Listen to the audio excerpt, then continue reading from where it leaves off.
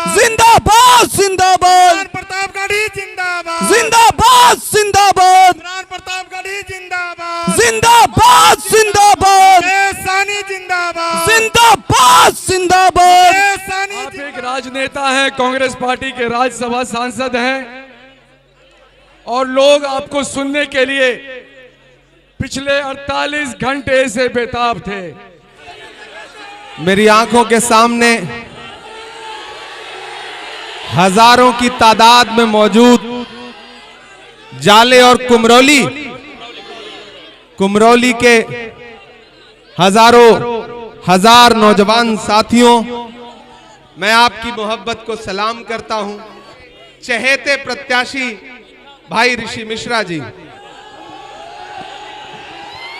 न हम सफर न किसी हम नशी से निकलेगा, न हम सफर न किसी हम नशी से निकलेगा, हमारे पांव का कांटा हम ही से निकलेगा। और वतन की रेत मुझे एड़ियां रगड़ने दे, मुझे यकीन है पानी यहीं से निकलेगा। यह कुमरौली की तारीखी सरजमीन है। हमारे यहां उत्तर प्रदेश में यह बताया जाता है कि कुमरौली में तो परिंदे भी पढ़े लिखे होते हैं। यह दानिश्वर लोगों का गांव है और मैं इस मिट्टी पर आकर के आपसे एक बात कहना चाहता हूं साथियों, कि पूरे बिहार में बदलाव की एक लहर है। बदलाव के लिए तैयार है बिहार। एक नौजवान मुख्यमंत्री तेजस्वी यादव को चुनने जा रहा है बिहार। ऐसे में यहां हजारों हजार की तादाद में मौजूद साथियों से इतनी गुजारिश करूंगा कि इस चुनाव में एकजुट होकर के महागठबंधन को जिताने का प्रयास करिए, कोशिश करिए। आपका जो विधायक है वो नकली दवाइयों का कारोबारी रहा है। ऐसे में अब नकली दवाई खाने का समय जा चुका है। पूरे बिहार में एक तरफा महागठबंधन की लहर चल रही है। मैं बछवाड़ा से लेकर के, नालंदा से लेकर के, बिहार शरीफ से लेकर के, पूर्णिया से लेकर के, धमदाहा से लेकर के, बेतिया से लेकर के, राजापाकर से लेकर के, दीघा से लेकर के, फुलवारी शरीफ से लेकर के आज यहां आपके बीच में पहुंचा हूं। और पूरा बिहार घूमने के बाद पूरी जिम्मेदारी से कह सकता हूं कि आने वाले 14 नवंबर को तेजस्वी यादव को मुख्यमंत्री बनने से कोई ताकत रोक नहीं सकती है। मैं यहां आपसे यह कहने आया हूं कि कांग्रेस पार्टी ने ऋषि मिश्रा को आपका प्रत्याशी बना करके आपके बीच में भेजा है। मेरे नौजवान साथियों, जब मकसद बड़ा होता है तो छोटी छोटी चीजें नजरअंदाज करनी पड़ती हैं। मेरी बात को बहुत समझदारी से और ध्यान से सुनना कि मरहम की लालच में अपनी दुखती रग का पता दुश्मन को देना सबसे बड़ी बेवकूफी होती है।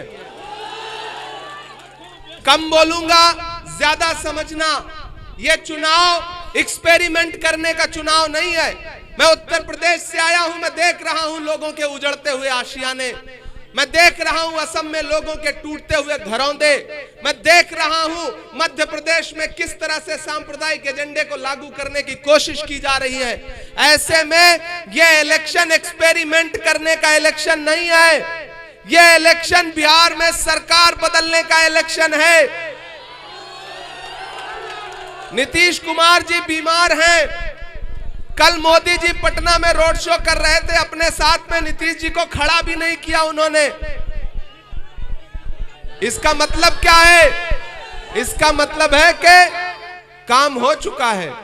भाजपा समझ चुकी है कि नीतीश जी जा रहे हैं, भाजपा जा रही है, इसीलिए नरेंद्र मोदी जी नीतीश कुमार को अपने साथ खड़ा भी नहीं कर रहे हैं।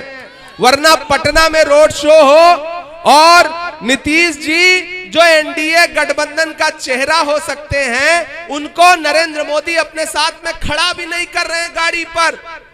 इसका मकसद क्या है? मेरे भाई मुझसे मीडिया के साथियों ने कहा कि नीतीश जी के बारे में आप क्या कहेंगे। हमने कहा मैं जब से बिहार आया हूं भोजपुरी का एक गाना सुन रहा हूं कि बहुत समझदार लोग हैं ऋषि भाई आपके यहाँ। ये बिहार है साहब, ये उड़ती हुई चिड़िया के पर पहचानता है। अगर दिल्ली में बैठ करके गुजरात के व्यापारियों को ये लगता है कि वो बिहार को दिल्ली के रिमोट कंट्रोल से चलाएंगे तो ये नहीं होगा। बिहार को बिहार की जनता चलाएगी, यहाँ के नौजवान चलाएंगे।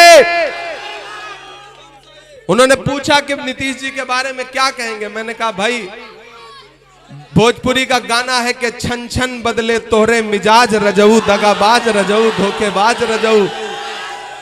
एक तरफ भाजपा खड़ी है जिनके पास झूठी बातें हैं, जिनके पास झूठे नारे हैं, और एक तरफ महागठबंधन खड़ा है जो अपने मैनिफेस्टो में क्या वादा कर रहा है कि जैसे ही महागठबंधन की सरकार बनेगी हम बिहार के हर परिवार के एक युवा को नौकरी देने की वादा करते हैं।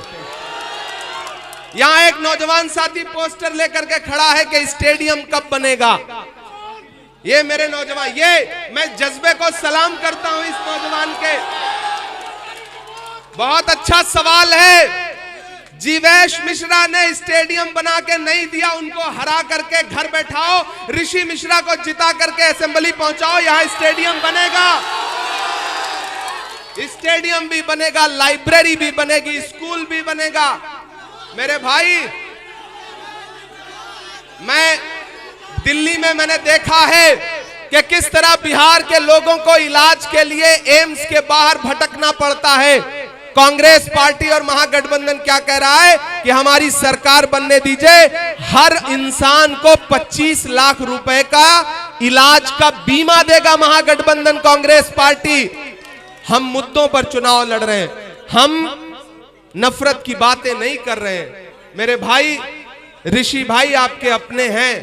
मैंने कहा ना, जब मकसद बड़ा हो तो छोटी छोटी बातें नजरअंदाज करनी चाहिए। जीवेश मिश्रा के पिछले कुछ दिनों के भाषण उठा करके देखिए, उनके स्टेटमेंट उठा करके देखिए, वो कितनी चालाकी से, कितनी राजनीतिक तरीके से मामले को मोड़ देने के लिए किस तरह की बातें कर रहे हैं।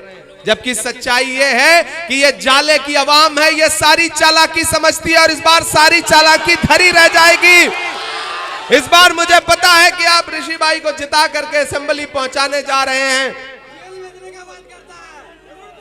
अरे उनकी जेलों की ऐसी तैसी, मेरे भाई, जेलों से डरना नहीं है, जेलों से डरना नहीं है। ये पिछले 11 साल से दिल्ली में बैठी हुई भाजपा की सरकार लोगों को जेल भेजने के अलावा और कर ही क्या रही है। लेकिन मैं डरा नहीं, मैं झुका नहीं, कहीं छुप छुपा के खड़ा नहीं। जो डटे हुए हैं महाज पर, मुझे उन सफों में तलाश कर। मेरे भाई, ये डरने का वक्त नहीं है, ये लड़ने का वक्त है। ये चुनाव बहुत जरूरी चुनाव है, इसलिए आप साथियों से गुजारिश है कि अदावत है, सियासत है, परिंदा है, शिकारी है। अदावत है, सियासत है, परिंदा है, शिकारी है, मगर इन सारी चीजों पर मोहब्बत अब भी भारी है। जाले वालों, अगले 1 मिनट आप, हाँ, चाय वाला भी सुनाएंगे, सब सुनाएंगे, सारा सुनाएंगे, लेकिन पहले संजीदगी से मेरी एक बात सुनो, मेरी एक बात सुनो। मेरे नौजवान साथियों, खास तौर से मेरी एक बात सुनो कि महान बादशाह सिकंदर ने जब यूनान जीता ना, तो जीत का जश्न मनाने के लिए शहर की सड़कों पर निकला। तो उसने देखा कि पूरा शहर तो जश्न मना रहा है, लेकिन एक फकीर आदमी बेखबर होकर के सो रहा है। सिकंदर को गुस्सा आ गया। सिकंदर अपने घोड़े से उतरा और उस सोते हुए फकीर के पास गया और उसको जोर की एक लात मारी और लात मार के कहा कि क्यों रे फकीर, मैंने शहर जीत लिया और तू सो रहा है। उस फकीर इंसान ने उनींदी आंखों से सिकंदर की तरफ देखा और देख करके कहा कि शहर जीतना बादशाहों का काम है, लेकिन लात मारना गधे का काम है। नारा लगा करके आए थे, बहुत हुई महंगाई की मार, अब की बार मोदी सरकार। हालत क्या हुई? 58 रुपए का पेट्रोल 100 रुपए के पार हो गया। हो गया कि नहीं हो गया? ये महंगाई कम करने की बात करने वाली भाजपा और नीतीश की सरकार कफन तक पर जीएसटी लेती है, कफन तक पर। मैं आपका इमरान हूं, मैं आपके मुद्दों पर देश की पार्लियामेंट से लेकर के सड़क तक पर लड़ता हूं। जाले वालों, मैं आपसे यह कहने के लिए आया हूं कि याद करो 2022 को 7 सितंबर का वो शाम, जब कन्याकुमारी में समंदर के किनारे खड़े होकर के मोहब्बत के मसीहा राहुल गांधी ने कहा था कि भाजपा पूरे देश में नफरत का केरोसिन छिड़क रही है, मैं इस नफरत के खिलाफ कन्याकुमारी से कश्मीर तक पैदल चलूंगा। 4000 किलोमीटर राहुल गांधी पैदल चले। नफरत का शिकार इस देश में सबसे ज्यादा कौन है? हम हैं, आप हैं या नहीं है? ऐसे में उस नफरत के खिलाफ 4000 किलोमीटर राहुल गांधी चलते रहे, बस एक नारा लगाते हुए, नफरत छोड़ो भारत जोड़ो। बस एक नारा लगाते हुए, मुझे नफरत के बाजार में मोहब्बत की दुकान खोलनी है। मैं चला हूं राहुल गांधी के साथ।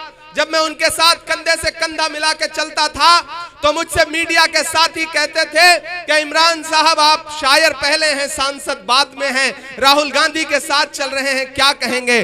तब मैं कहता था कि जो हर जालिम से टकराएगी वो आंधी बनाऊंगा, जो हर जालिम से टकराएगी वो आंधी बनाऊंगा। नए अंग्रेज आए हैं, नया गांधी बनाऊंगा। हमने देखा है राहुल गांधी के माथे का बहता हुआ पसीना, हमने देखा है राहुल गांधी के पैर के छाले। मेरे भाई, आप तो इस बात पर ईमान रखते हो ना कि मजदूर का पसीना सूखने से पहले उसकी मजदूरी उसे दे दी जाए। रखते हो या नहीं रखते हो? मैं रखता हूं इस बात पर ईमान। मेरा भरोसा है कि मजदूर का पसीना सूखने से पहले उसकी मजदूरी उसे दे दी जाए। तो मैंने देखा है राहुल गांधी के पैर के छाले, मैंने देखा है राहुल गांधी के माथे का बहता पसीना। आज मैं जाले में आपसे राहुल गांधी की मजदूरी मांगने के लिए आया हूं। और राहुल गांधी ने ऋषि मिश्रा को अपना नुमाइंदा बना करके आपके बीच में भेजा है, इसलिए अपना एक एक वोट लेकर के 6 नवंबर को घरों से बाहर निकलिए।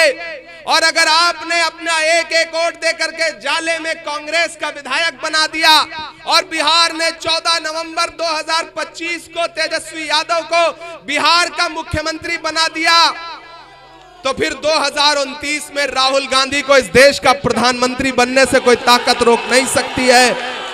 यह लड़ाई बहुत बड़ी है और इस लड़ाई में खतरा डॉक्टर बाबा साहब अंबेडकर के संविधान पर है, लोकतंत्र पर है। ये नफरत के पुजारी, ये बिहार को सौतेली नजर से देखने वाले भाजपा के लोग, गृह मंत्री अमित शाह आकर के बिहार में कहते हैं कि बिहार में फैक्ट्री इसलिए नहीं लग पाई क्योंकि यहां पर जमीन कम है। अरे अमित शाह जी, आपने भागलपुर की 1000 एकड़ जमीन अपने उद्योगपति दोस्तों को 1 रुपए लीज पर दे दिया। बिहार में जमीन है, बिहार में नौजवानों में जज्बा है, बिहार के नौजवानों में नौकरी करने का हिम्मत है, जज्बा है, अपने खून पसीने से मेहनत से अपना पेट और अपना परिवार पालने का जज्बा है। ऐसे में इनके जज्बे का अपमान मत करिए, ये बिहार के लोग हैं। अब ये तय करेंगे कि बिहार कैसे चलेगा। दिल्ली में बैठा हुआ हाकिम नहीं तय कर सकता कि बिहार कैसे चलेगा। और जिन्हें लगता है कि साजिशें करके ऋषि मिश्रा को रोक लेंगे, इधर आमिर इकबाल खड़े हैं, शमीम भाई खड़े हैं, तनवीर भाई खड़े हैं, डॉक्टर अफरोज खड़े हैं, जमाल साहब खड़े हैं, ये सारे लोग, आरजू भाई खड़े हैं, ये सारे लोग इस बात के गवाह हैं कि कैंची से चरागों की लवें काटने वालों, कुदरत के करिश्मों से लड़ोगे तो मिटोगे। तुम फूल को चुटकी में मसल सकते हो लेकिन खुशबू को बिखरने से नहीं रोक सकोगे। ये मोहब्बत की खुशबू है। और ऋषि भाई आपसे वादा कर रहे हैं आज मेरे सामने कि आप एक बार इन पर भरोसा जताइए, इन्हें असेंबली पहुंचाइए। आपकी कोई भी शिकायत नहीं रह जाएगी। स्टेडियम का वादा मैं यहां खड़ा होकर कर रहा हूं और अगर देरी हुई तो मेरे पास आइएगा, मेरा दामन पकड़िएगा, मैं आकर के ऋषि जी का हाथ पकड़ के कहूंगा कि मैं आपकी मीटिंग में वादा करके आया था, आपको यह काम करवाना पड़ेगा। कहां सोया है चौकीदार। थक गए हैं क्या आप लोग? पिछले तो 2.5 घंटे से खड़े हैं, मुझे पता है थक गए होंगे, लेकिन मुझे लगना चाहिए कि मैं जाले में खड़ा हूं, मुझे लगना चाहिए कि मैं दरभंगा में खड़ा हूं, मुझे लगना चाहिए कि मैं जिंदा दिल लोगों के साथ खड़ा हूं। जहां तक नजर जा रही है अवाम ही अवाम है, सड़कों से लेकर के यहां तक जीवेश मिश्रा जी को मुझे लगता है एक बार आज का ये विजुअल देखने के बाद रात में नींद भी मुश्किल से आएगी कि कहां सोया है चौकीदार, कहां सोया है चौकीदार। तैयार रहना अगली लाइन के लिए कि कहां सोया है चौकीदार, कहां सोया है चौकीदार।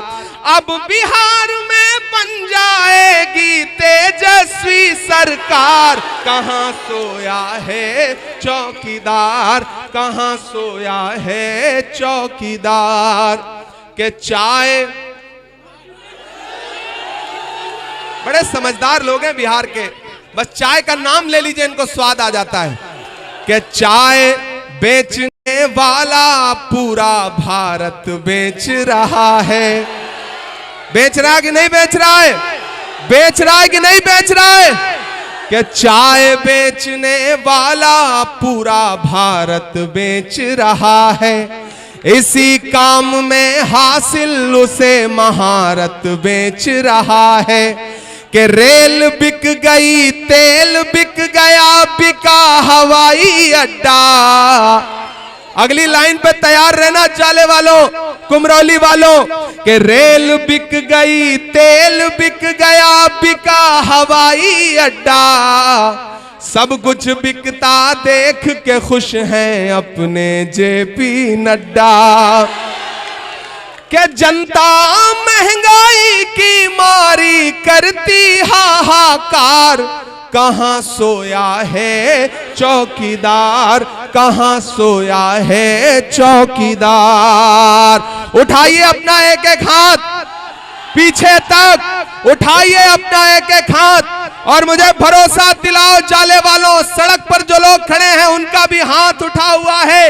ये बताता है कि आप किस तरह महागठबंधन के लिए दीवाने हैं, किस तरह कांग्रेस प्रत्याशी ऋषि मिश्रा को जिताने जा रहे हैं। और ईवीएम में एक नंबर पे, मतलब पहले से ही एक नंबर पर है, पहले से ही एक नंबर पर है।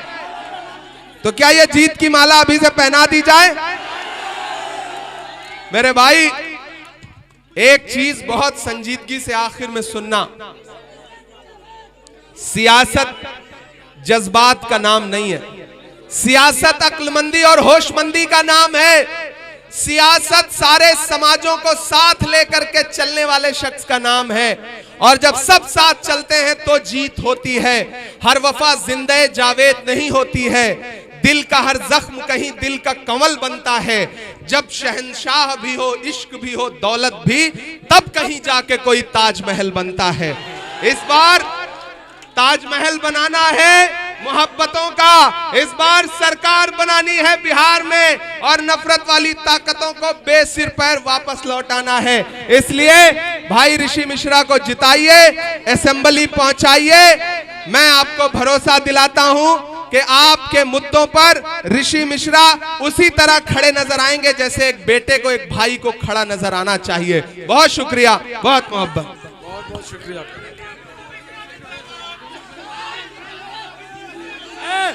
शांत रहो समाजी, शांत रहिए।